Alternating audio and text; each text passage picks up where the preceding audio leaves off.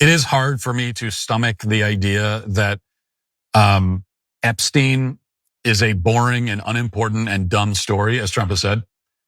But the name of the football team in Washington isn't boring, dumb, or unimportant. Perhaps the point. This week, Matt Walsh accused President Donald Trump of manufacturing a culture war to distract from the Epstein files.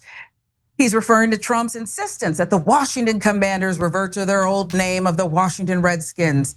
We're going to have more on Walsh to show you, so stick around for that. Cenk, what was your reaction to Walsh's take? Yeah, look, it was actually, so I hate that I'm forced to be in a position to agree with Matt Walsh on anything, right?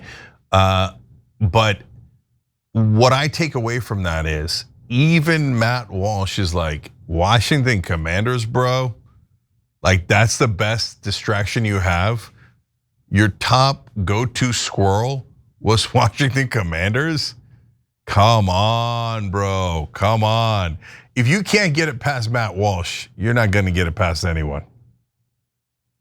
Yeah, and he went further too. Here's more of Walsh calling out Trump, listen. You can't come out and say, this is totally ridiculous. Why are we talking about this? It doesn't matter. And then a few days later, launch into a series, like spend a day talking about the name of the football team in Washington.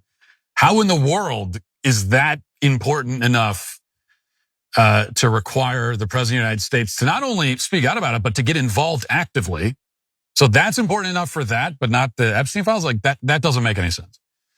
So when critics claim that this pivot to the Redskins is kind of a ploy to change the subject, yeah, I think it is.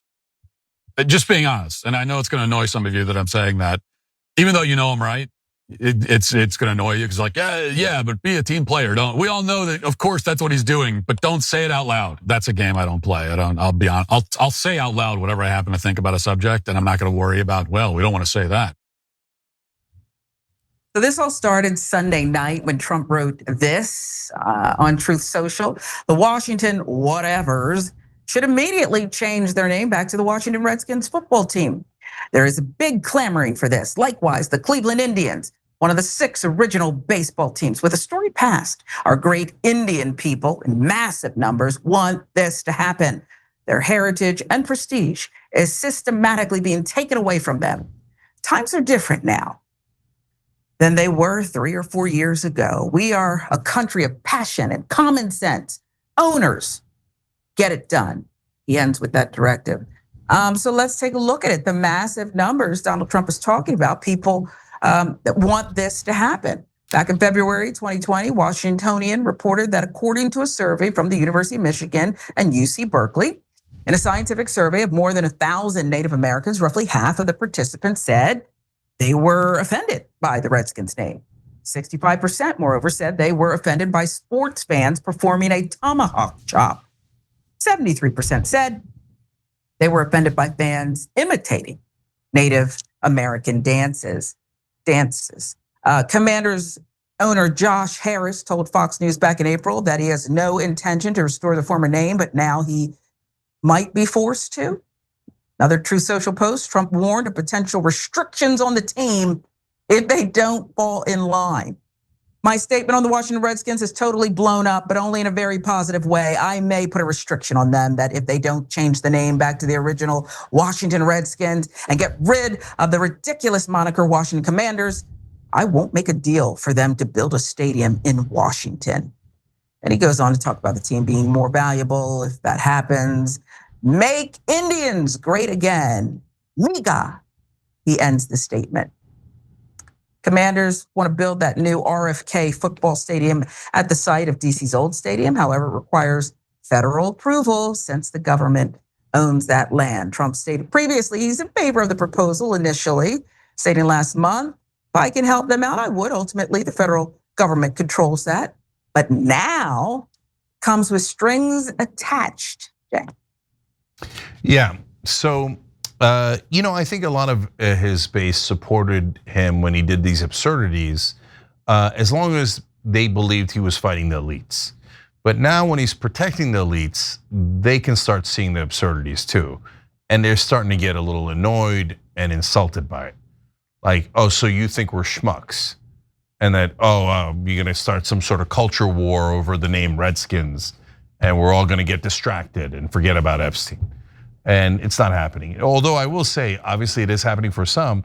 That's why I was amused by Matt Walsh there at the end says, look, I'm gonna call it out, I'm not worried about it. Well, then why did you spend the last 2 minutes saying, I know some of you are gonna be upset about it, but please don't be upset about it, etc. Sounds like you're a little worried about it, right? But I get it. There's a thing called audience capture, and he is not going along with audience capture. So give him credit on that one. Oh, that one was painful. Okay, but all right, okay. But goddamn our policy of giving credit where credit is due. Okay, I don't agree with Matt Walsh on anything else. Okay, again, the point here is this is how over the top Trump is that even Matt Walsh can't defend it. And so one tiny little thing in there that I want you guys to know, why the Cleveland Guardians, Indians, why is he bringing that back in? It was so that he could do that MIGA thing, because what people were saying is Trump's not doing MAGA, he's doing MIGA, make Israel great again. And in his silly mind, I think he thought, if I change it to make Indians great again, whenever people see MIGA, they won't think Israel. They'll think that people are supporting me in my effort to get the. Good luck, brother. Good luck with that. Okay, nobody thinks MIGA is make Indians great again. Like literally no one. Okay, so but if you're wondering why people might be concerned about Donald Trump and we're kind of burying the lead here because it's such an amazing video. But I did a video about it yesterday, so you check that out. But I want to show you the video because yesterday ABC News found Jeffrey Epstein a deposition from 2010. And they asked him about Donald Trump, and they asked him about Donald Trump and underage girls. Wait till you see his answer, watch. Have you ever had a personal relationship with Donald Trump? What do you mean by personal relationships? Have you socialized with him? Yes, sir. Yes? Yes, sir. Have you ever socialized with Donald Trump in the presence of females under the age of 18? Though I'd like to answer that question, at least today, I'm going to have to assert my 5th, 6th, and 14th Amendment rights, sir. Oh, so you pled the 5th on whether you and Donald Trump were with 18 girls under the age of 18. Donald Trump once said that pleading the 5th means you are guilty. So that's Donald Trump's words, okay? Also, Donald Trump's words were, Jeffrey's a terrific guy and he likes girls as much as I do, especially on the younger side. So look, I have no idea what Donald Trump did, but it looks devastating. And now that we know that yesterday we found out Pam Bondi told him in May, you are in the Epstein files, you're mentioned many, many times. Again, it doesn't mean that he definitely did something wrong with underage girls, but he is mentioned multiple times. That's why in a panic. Now here's Epstein going, Trump and under 18, I plead the 5th. Oh, I'd love to answer that question. Would you, Jeffrey? Because it didn't seem like you answered it. It seemed like you pled the 5th. And then killed yourself later when you might answer questions. So yeah, it looks devastating for Trump. That's why he's talking about making the Cleveland Indians great again. Good luck with that, because apparently, literally no one is buying it. Well, maybe Ghislaine will clear it up. She did meet with the deputy director today. They brought her to the courthouse to get all this taken care of. And I know she wants to get out soon. So maybe we'll get to know more sooner rather than later. The deputy attorney general is Donald Trump's former lawyer. So he sent his lawyer to go talk to Ghislaine Maxwell, who he partied with for decades. And when she was arrested, he said that he wished her well twice. Who wishes a groomer well? She's the biggest groomer in American history. And he's like, I wish her well. I wish her well. And you know what? I'm gonna send my lawyer to make sure she doesn't talk. I mean, to find out if she has any information about the clients. Sure.